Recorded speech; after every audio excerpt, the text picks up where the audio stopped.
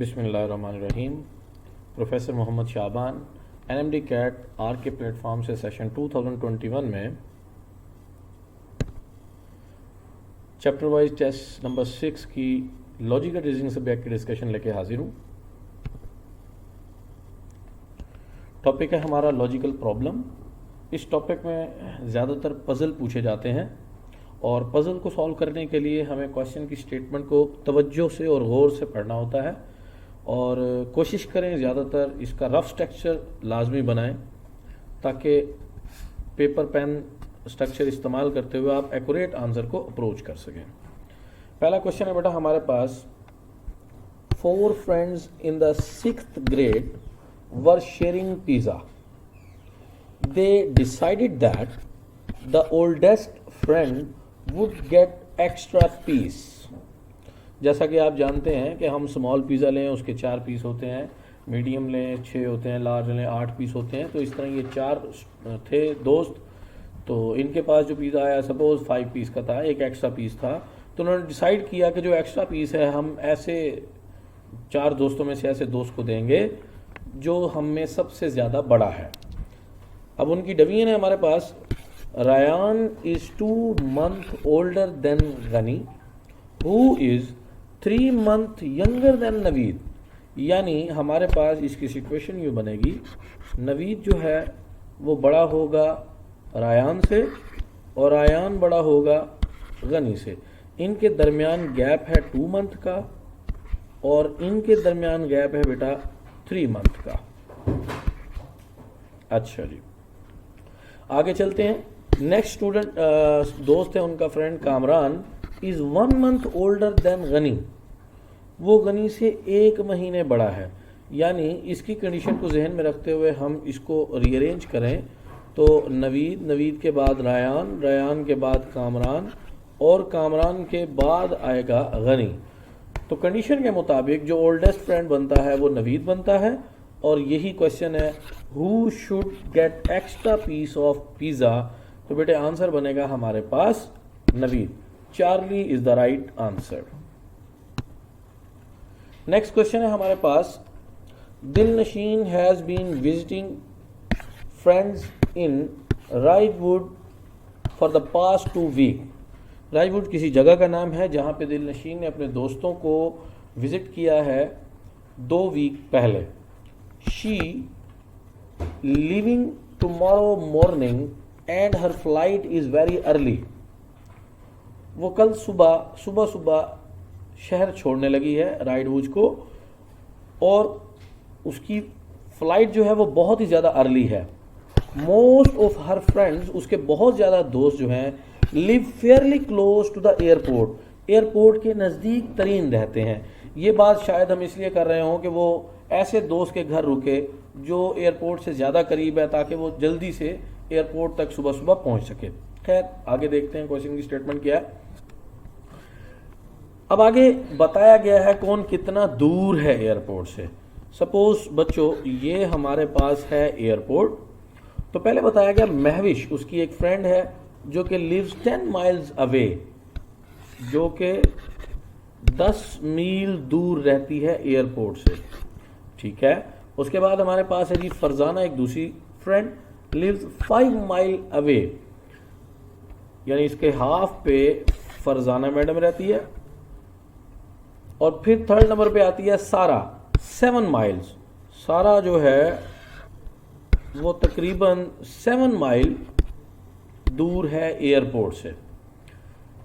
चौथी फ्रेंड है उसकी Alia, is farther from Farzana, जो कि फरजाना से दूर है, बट क्लोजर देन सारा, लेकिन सारा से क्लोज है। Approximately how far from airport is Alia, बताना ये है अप्रोक्सीमेटली आलिया जो है वो एयरपोर्ट से कितनी दूर है। तो अगर ये देखा जाए फरजाना और सारा के दरमियान में आ रही है, उसका 7 mile का डिस्टेंस है, उसका 5 mile का, तो दरमियान में बनेगा 6 mile। So delta is the right answer. Next question है हमारे पास, children are in pursuit of a dog whose leash has broken. बच्चे जो हैं एक कुत्ते का पीछा कर रहे हैं जो अपनी रस्सी तुड़वा के भागा है। Jamshed is directly behind the dog. Suppose ये बेटा हमारे पास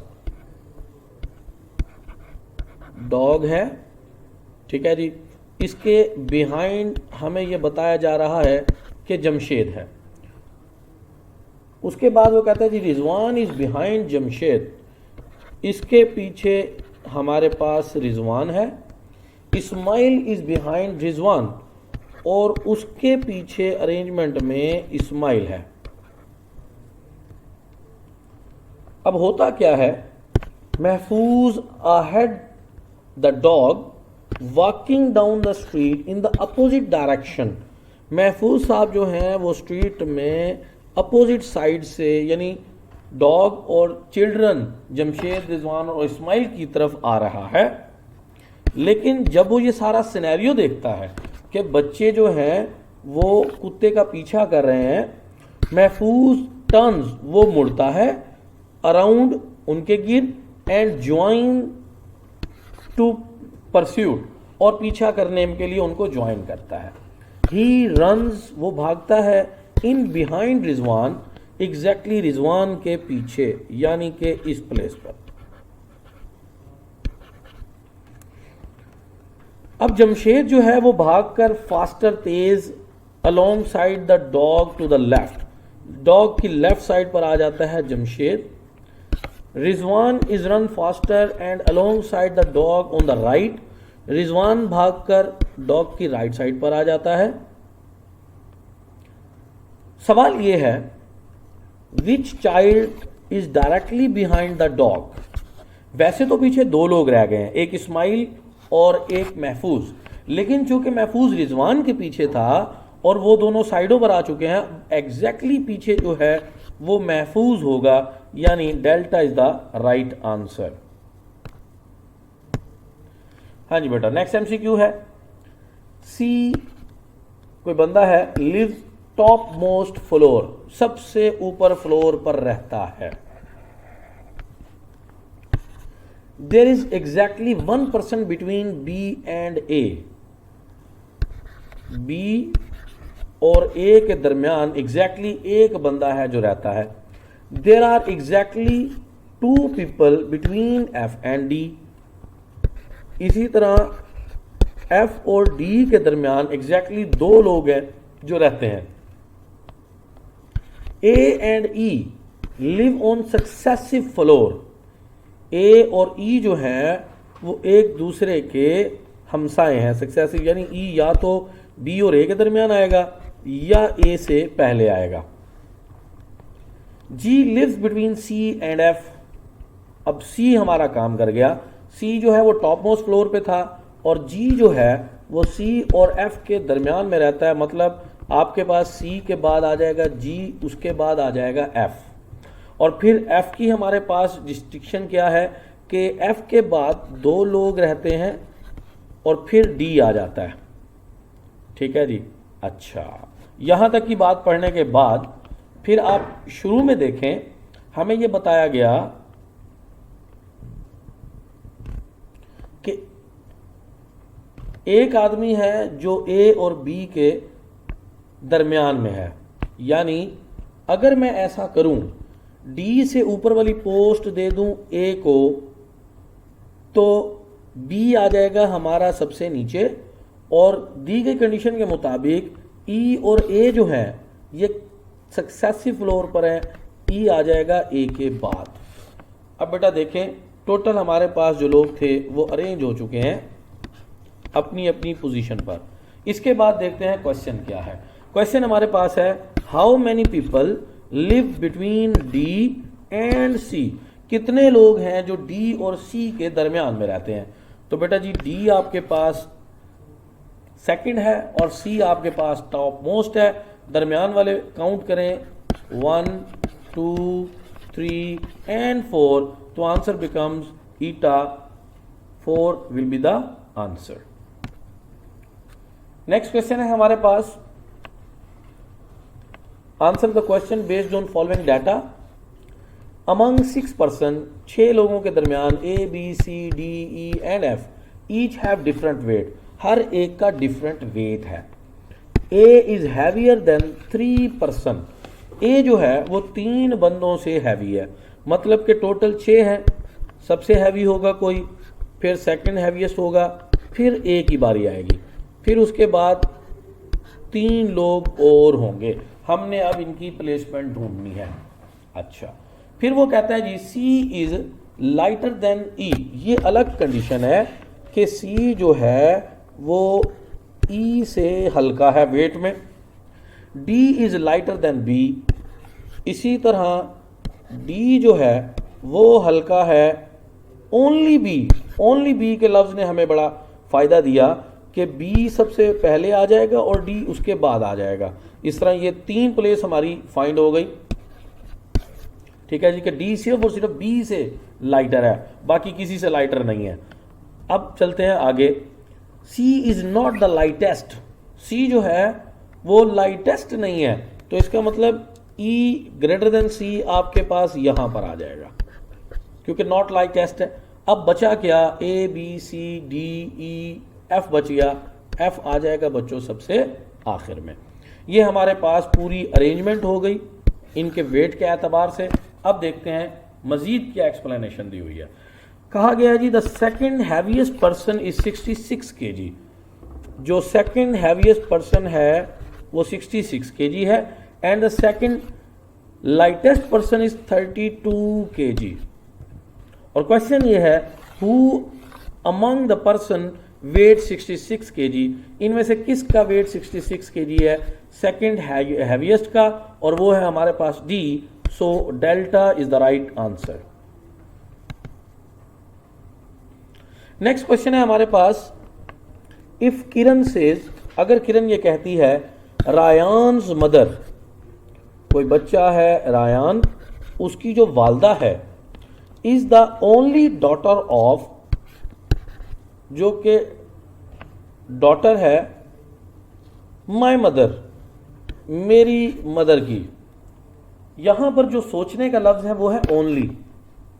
ठीक है जी, ओनली डॉटर यानी सिर्फ इकलौती बेटी है। इसका मतलब किरण अपने बारे में बताना चाह रही है कि वो रायान की वालदा है, और यही पूछा गया है कि किरण रिलेटेड टू रायान, अब वो बनती है उसकी वालदा, और हमारे पास किसी भी ऑप्शन में वालदा का ऑप्शन नहीं है। ठीक है जी, so answer become eta none of these.